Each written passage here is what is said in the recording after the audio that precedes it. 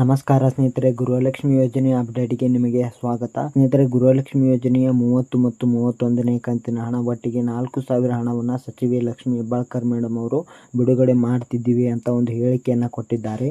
ಈ ಒಂದು ಹಣ ನಿಮ್ಮ ಒಂದು ಬ್ಯಾಂಕ್ ಖಾತೆಗೆ ಬಂದು ಜಮಾ ಆಗಲಿದೆ ಅನ್ನುವಂಥದ್ದನ್ನ ತಿಳಿಸ್ಕೊಟ್ಟಿದ್ದಾರೆ. ಮತ್ತೆ ಗೃಹಲಕ್ಷ್ಮಿ ಯೋಜನೆಯ ಹಣದಲ್ಲಿ ಬಂದಿರುವಂತಹ ಹೊಸ ಅಪ್ಡೇಟ್ ಏನು ಅನ್ನೋದನ್ನ ನಾನು ನಿಮಗೆ ಇವತ್ತಿನ ಈ ಒಂದು ವಿಡಿಯೋದಲ್ಲಿ ತಿಳಿಸ್ಕೊಡ್ತೇನೆ. ಸೊ ಅದಕ್ಕೆ ಪ್ರತಿಯೊಬ್ಬರು ಕೂಡ ಇವತ್ತಿನ ಈ ಒಂದು ವಿಡಿಯೋನ ಕೊನೆವರೆಗೂ ವಾಚ್ ಮಾಡಿ. ಅದಕ್ಕಿಂತ ಮುಂಚೆ ನೀವೇನಾದರೂ ನಮ್ಮ ಚಾನಲನ್ನು ಸಬ್ಸ್ಕ್ರೈಬ್ ಮಾಡದೆ ಈ ಒಂದು ವಿಡಿಯೋನ ನೋಡ್ತಿದ್ರೆ ಈಗಲೇ ನಮ್ಮ ಚಾನಲನ್ನು ಸಬ್ಸ್ಕ್ರೈಬ್ ಮಾಡಿ, ಹಾಗೆ ಪಕ್ಕದಲ್ಲಿ ಇರುವಂತಹ ಬೆಲ್ ಐಕಾನ್ ಆಲ್ ನಲ್ಲಿ ಸೆಟ್ ಮಾಡಿ. ಹಾಗೆ ಮಾಡೋದ್ರಿಂದ ನಾವು ಯಾವುದೇ ರೀತಿಯ ವಿಡಿಯೋಗಳು ಯೂಟ್ಯೂಬ್ಗೆ ಅಪ್ಲೋಡ್ ಮಾಡಿದ್ರೆ ನಿಮಗೆ ಮೊದಲಿಗೆ ಬಂದು ತಲುಪುತ್ತೆ. ಈಗಾಗಲೇ ಈ ಚಾನಲನ್ನು ಸಬ್ಸ್ಕ್ರೈಬ್ ಮಾಡಿ ಈ ಒಂದು ವಿಡಿಯೋಗೆ ಲೈಕ್ ಅನ್ನ ಕೊಟ್ಟು ಈ ಒಂದು ವಿಡಿಯೋನ ಯಾರು ನೋಡ್ತಿದ್ದೀರಾ ನೋಡಿ ಅವರಿಗೆ ಹೃದಯಪೂರ್ವಕ ಧನ್ಯವಾದಗಳು. ನೋಡಿ ಸ್ನೇಹಿತರೆ, ನಾನೀಗ ಡೈರೆಕ್ಟ್ ಆಗಿ ಟಾಪಿಕ್ ಗೆ ಬರ್ತೀನಿ. ಈಗ ಮೊದಲಿಗೆ ಗೃಹಲಕ್ಷ್ಮಿ ಯೋಜನೆಯ ಕುರಿತು ಬಂದಿರುವಂತಹ ಹೊಸ ಅಪ್ಡೇಟ್ ಏನು ಅಂತ ನಾನು ನಿಮಗೆ ತಿಳಿಸ್ಕೊಡ್ತೇನೆ. ಮತ್ತೆ ಗೃಹಲಕ್ಷ್ಮಿ ಯೋಜನೆಯ 31 ಮತ್ತು 30ನೇ ಕಂತಿನ ಹಣ ಯಾವಾಗ ಬರುತ್ತೆ ಏನು ಅನ್ನುವಂಥದ್ದನ್ನ ಈ ಒಂದು ವಿಡಿಯೋದಲ್ಲಿ ಸಂಪೂರ್ಣವಾದ ಮಾಹಿತಿಯನ್ನ ನಾನು ನಿಮಗೆ ತಿಳಿಸೋದಕ್ಕೆ ಟ್ರೈ ಮಾಡ್ತೇನೆ. ಅದಕ್ಕೆ ಸ್ನೇಹಿತರೆ, ಈ ಒಂದು ವಿಡಿಯೋನ ಕೊನೆವರೆಗೂ ವಾಚ್ ಮಾಡಿ, ಸ್ವಲ್ಪ ಕೂಡ ಸ್ಕಿಪ್ ಮಾಡಕ್ ಹೋಗಬೇಡಿ. ಸ್ವಲ್ಪ ಕೂಡ ಸ್ಕಿಪ್ ಮಾಡಿದ್ರೆ ನಿಮಗೆ ಸಂಪೂರ್ಣವಾದ ಮಾಹಿತಿ ಅರ್ಥ ಆಗುವುದಿಲ್ಲ.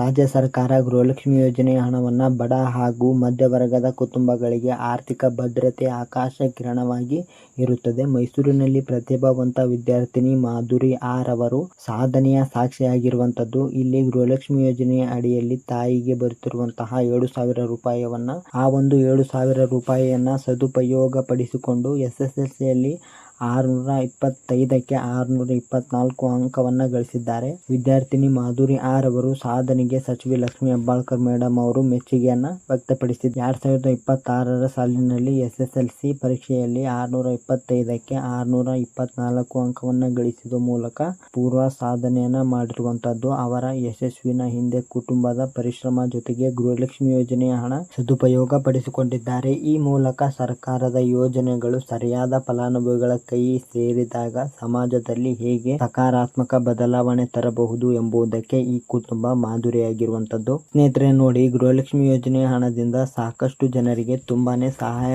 ಆಗ್ತಾ ಇದೆ. ಇಲ್ಲಿ ವಿದ್ಯಾರ್ಥಿಗಳಿಗೆ ಹೆಲ್ಪ್ ಆಗುತ್ತೆ, ಅದೇ ರೀತಿ ಸಾಕಷ್ಟು ಜನರ ಮಹಿಳೆಯರಿಗೆ ಹೆಲ್ಪ್ ಆಗುತ್ತೆ, ಅದೇ ರೀತಿ ಆಸ್ಪತ್ರೆಗೆ ಹೆಲ್ಪ್ ಆಗುತ್ತೆ, ಇನ್ನು ಕೆಲವರಿಗೆ ಮನೆ ಖರ್ಚಿಗೆ ಹೆಲ್ಪ್ ಆಗುತ್ತೆ. ಈ ರೀತಿಯಾಗಿ ಗೃಹಲಕ್ಷ್ಮಿ ಯೋಜನೆ ಹಣ ತುಂಬಾನೇ ಸಹಾಯ ಆಗ್ತಾ ಇದೆ.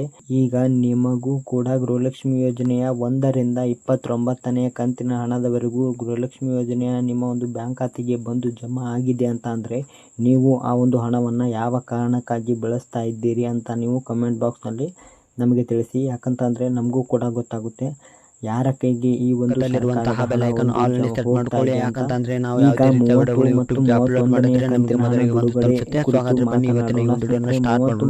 ನೋಡಿ ಸ್ನೇಹಿತರೆ, ಈ ಒಂದು ಗೃಹಲಕ್ಷ್ಮಿ ಯೋಜನೆ ನಿಮಗೆ ಬಹಳಷ್ಟು ಕಾಣಿಸ್ತಾ ಇದೆ ಅಂತ ಹೇಳ್ಬೋದು. ಯಾಕಂತಂದ್ರೆ ಈ ಒಂದು ಗೃಹಲಕ್ಷ್ಮಿ ಯೋಜನೆ ಹಣದಿಂದ ಬಹಳಷ್ಟು ಜನ ತಮ್ಮ ಜೀವನವನ್ನು ನಡೆಸ್ತಾ ಇದ್ದಾರೆ.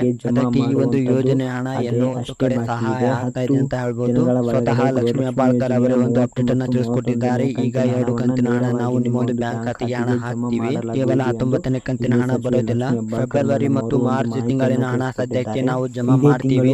ಏಪ್ರಿಲ್ ತಿಂಗಳಿನ ಹಣ ಅಂದರೆ 19ನೇ ಕಂತಿನ ಹಣ ನಾವು ಜಮಾ ಮಾಡೋದಿಲ್ಲ ಅಂತ ಒಂದು ಮಾಹಿತಿಯನ್ನು ತಿಳಿಸಿಕೊಟ್ಟಿದ್ದಾರೆ. ಮೊದಲು ನಿಮ್ಮ ಬ್ಯಾಂಕ್ ಖಾತೆಗೆ 17ನೇ ಕಂತಿನ ಹಣ ಆದ್ರೆ 2,000 ರೂಪಾಯಿ ಜಮಾ ಆಗುತ್ತೆ. ತದನಂತರ ಗೃಹಲಕ್ಷ್ಮಿ ಯೋಜನೆಯ 18ನೇ ಕಂತಿನ ಹಣ ಬಂದು ಜಮಾ ಆಗುತ್ತೆ. ಪ್ರತಿಯೊಂದು ಫಲಾನುಭವಿಗಳಿಗೆ ಒಟ್ಟಿಗೆ 4,000 ಹಣ ಬಂದು ಜಮಾ ಆಗುತ್ತೆ.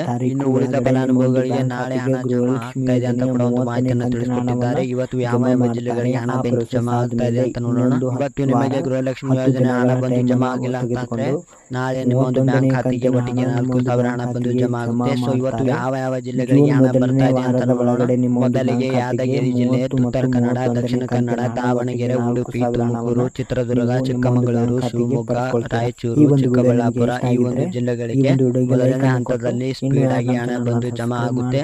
ಉಳಿದ ಜಿಲ್ಲೆಯ ಫಲಾನುಭವಿಗಳಿಗೆ ನಾಳೆ ಹಣ ಬಂದು ಜಮಾ ಆಗ್ತಾ ಇದೆ ಅಂತ ಒಂದು ಮಾಹಿತಿಯನ್ನು ತಿಳಿಸಿಕೊಟ್ಟಿದ್ದಾರೆ ಸಚಿವೆ ಲಕ್ಷ್ಮಿ ಹೆಬ್ಬಾಳ್ಕರ್ ಅವರು.